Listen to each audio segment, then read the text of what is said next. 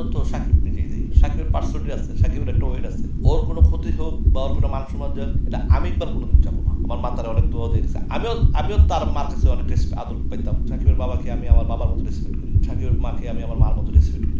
এইটা সাকিবই পারে। আমি বলতে এটা সাকিবের দুজনকে ডেকে যে বলতেছে তোমরা যে এটা করলে আমার মান সম্মান নষ্ট হয়। আমি সাকিবেরও চিনি, অপুরও চিনি, বুবলিরও চিনি। সাকিব বললে আর জীবন অপমান করবে না।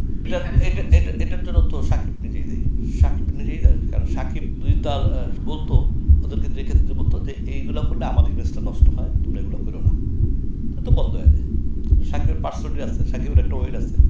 যে যত কথাই বলুক, আমরা যাই বলি, সাকিব তো সিনেমার লোক, ও কোনোদিন যাবো না।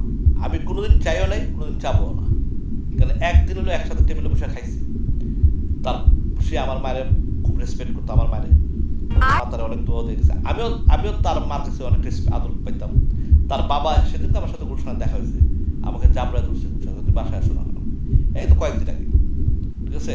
আমি সেই তার সাকিবের বাবাকে আমি আমার বাবার মতো রেসপেক্ট করি, ওই সাকিবের মাকে আমি আমার মার মতো রেসপেক্ট করি।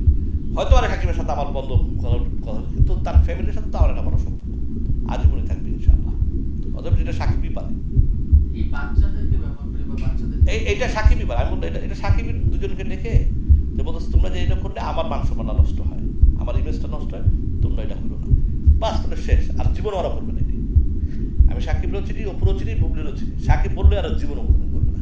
সাকিব কেন করে না এটা সাকিব জানে না। আমি এইসব ব্যাপারে নাক গলাতে চাই না, কথা বলতে চাই না। আমার যত প্রশ্ন করতে আমি বলেছি, এটা কোনো ব্যাপার না। ইনশাল্লাহ আল্লাহ বাচ্চা রাখি, ইনশাল্লাহ ধামাকা নিয়ে আসতেছি, রোজার ঈদ কোনো মিস হবে না ইনশাল্লাহ।